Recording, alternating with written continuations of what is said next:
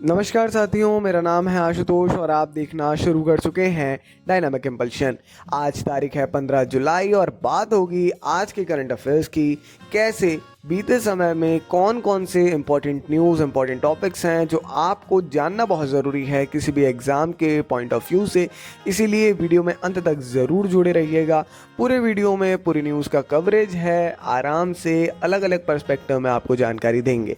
चलिए जी, शुरू करते हैं हम पहली जानकारी के साथ। स्पेन का सुबर ग्रुप मध्य प्रदेश के सेमीकंडक्टर क्षेत्र में $2 अरब का निवेश करेगा। स्पेन जो कि राष्ट्र है, आपको पता होगा, सबमेर ऐसा करके ग्रुप है ना।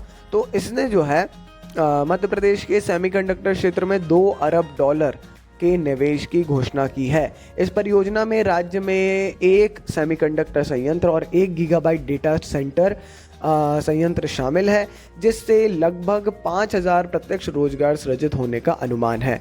सबमर, ये थोड़ा ध्यान रखिएगा, ये सबमर ग्रुप है, सबमेर ऐसा करके है ना। तो सबमेर ग्रुप जो है वो सुबर नहीं सबमर था। सबमेर ग्रुप स्पेन स्थित एक कंपनी है जो डेटा केंद्रों में उपयोग होने वाली शीतलन तकनीक के लिए जानी जाती है। कंपनी मध्य प्रदेश स्थित संयंत्र को एशिया भर में शीतलन तकनीक के निर्यात के लिए उत्पादन केंद्र के रूप में प्रयोग करने की योजना बना रही है। अब आ गई यहाँ सबसे बड़ी बात, डेटा सेंटर जो बनने वाला है। हमारे कल का एक बहुत बड़ा मुद्दा, जगह जगह प्रोटेस्ट होंगे, क्योंकि वास्तव में जो अभी E20 की कंडीशन है ना, इथेनॉल वाली जो ब्लेंडिंग का भी बड़ा प्रोटेस्ट वगैरह चल रहा है जगह जगहों पर, अलग अलग विवाद, सेम ये डेटा सेंटर्स के लिए बनेंगे। ये और कुछ भी नहीं है, सेमीकंडक्टर है मगर डेटा सेंटर इनका मेन है। आपने देखा 1 गीगाबाइट का डेटा सेंटर जिससे पूरा एशिया कवरेज करेंगे, तो बड़ी बात है। डेटा सेंटर के लिए इंडिया को चिन्हित किया जा रहा है। आगे बढ़ते हैं। संयुक्त राष्ट्र ने कृत्रिम बुद्धिमत्ता पर पहली वैज्ञानिक रिपोर्ट जारी कर दी है।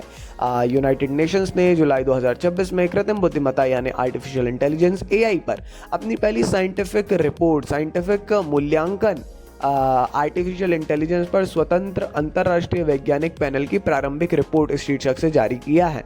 इस पैनल में 40 सदस्य थे और इसकी सह अध्यक्षता ट्यूरिंग पुरस्कार विजेता योशुआ बेंगियो और नोबेल पुरस्कार विजेता मारिया रेसा कर रहे हैं।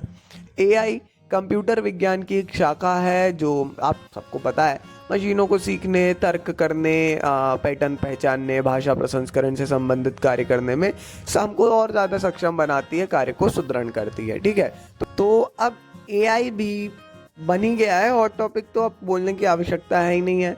आर्टिफिशियल इंटेलिजेंस हर क्षेत्र में ज़रूरी है। शिक्षा के क्षेत्र में आर्टिफिशियल इंटेलिजेंस अपनी एक अलग ही महत्व रख रहा है आज के समय। हर यूनिवर्सिटी, हर कॉलेज, हर स्कूल चाह रहा है कि उसके स्कूल में, उसके यूनिवर्सिटी में, उसके इंस्टीट्यूशन में आर्टिफिशियल इंटेलिजेंस पर फोकस हो। तो कहीं ना कहीं फ्यूचर आर्टिफिशियल इंटेलिजेंस का है, बड़ी चीज़ें हैं, हर क्षेत्र में इसके बारे में जानना ज़रूरी है।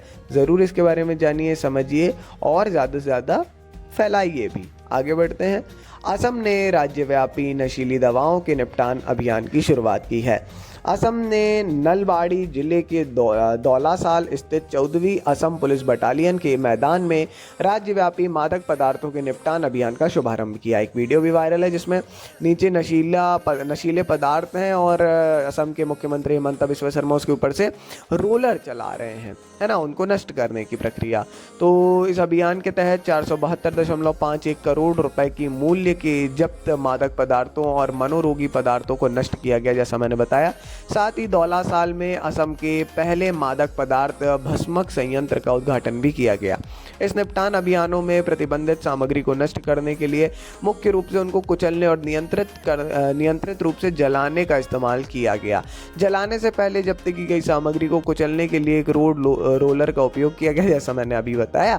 यह प्रक्रिया 10 दिनों तक चलने वाली थी। सोचिए कितना, मतलब 472 करोड़ का ये पूरा ड्रग्स थे, तो बहुत बड़ी बात है ना कहीं, तो जानना आवश्यक है इसके बारे में भी। ठीक है, तो ये ऐसा कहाँ किस किस प्रकार की प्रक्रियाएं हैं, इसके लिए ये थोड़ा सा समझिएगा कि हर राज्य में क्योंकि चल ही रहा है। चलिए आगे बढ़ते हैं। सुप्रीम कोर्ट ने सबसे पुराने मामलों के लिए 4 विशेष पीठों का गठन किया। एक जुडिशरी से जुड़ी ये अच्छी जानकारी है। भारत के सर्वोच्च न्यायालय सुप्रीम कोर्ट ने अपने सबसे पुराने लंबित दीवानी और आपराधिक मामलों की सुनवाई के लिए 4 विशेष खंडपीठों का गठन किया है। भारत के मुख्य न्यायाधीश जस्टिस सूर्यकांत ने इस उद्देश्य से 13 जुलाई 2026 से प्रभावी एक नई रोस्टर अधिसूचना जारी की है। इसमें यह बताया गया है कि जो पुराने चले आ रहे सबसे पुराने दीवानी और आपराधिक मामले हैं उसके लिए विशेष पीठ बैठाई गई है। अपनी रोस्टर प्रणाली के तहत खंडपीठों और बड़ी पीठों के माध्यम से ये कार्य करता है।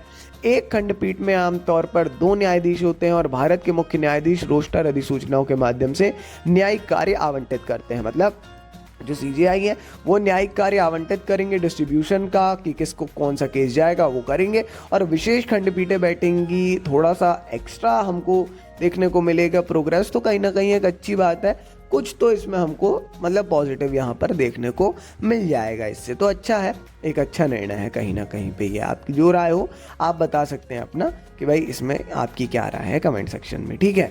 चलिए, जुडिशरी से जुड़े हुए भी कई ऐसी न्यूज़ आती हैं जो करंट अफेयर्स में इंपॉर्टेंट होती हैं, है ना, तो उनको निगलेक्ट मत करिए। आगे बढ़ते हैं। Institute of chartered accountants of India ICAI,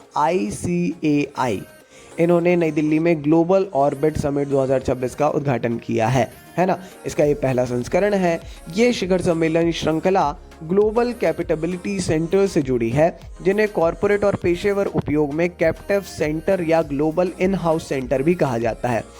वैश्विक क्षमता केंद्र बहुराष्ट्रीय कंपनियों द्वारा स्थापित विदेशी इकाइयां हैं जो वित्त, सूचना प्रौद्योगिकी, अनुसंधान एवं विकास, विश्लेषण, मानव संसाधन और ग्राहक सहायता जैसी सेवाएं प्रदान करती है। भारत में 2100 से अधिक GCC हैं, जिसमें 23 लाख पेशेवर कार्यरत हैं और इनसे लगभग 100 अरब अमेरिकी डॉलर का वार्षिक राजस्व प्राप्त होता है। बड़ी जानकारी है, इंपॉर्टेंट जानकारी भी है, तो समझिएगा इसके बारे में थोड़ा सा, है ना। तो भाई ये है कि अलग अलग इंस्टीट्यूशंस चले आ रहे हैं, है ना। तो ये institute of chartered accountants of India है, बड़ा नाम है, जाना माना नाम है। इसके बारे में थोड़ा सा समझ लेंगे, अच्छा हो जाएगा और कोई बात नहीं है। बाकी ये हम आज के इस वीडियो की हमारी अंतिम जानकारी थी। बढ़िया जानकारियों के साथ आपको एक परिपक्व स्थिति तक करंट अफेयर्स में हमको पहुंचाना है, ये हम अपनी जिम्मेदारी मान के चल रहे हैं। आपका काम है प्रॉपर नोट्स बनाएं, रिवाइज करें, न्यूज़पेपर रीड करें, डन, दैट्स ऑल। सारी न्यूज़ आज नहीं तो कल, वो एक हफ्ते में हम कवर करते हैं, जिससे टाइम भी इक्वल रहे।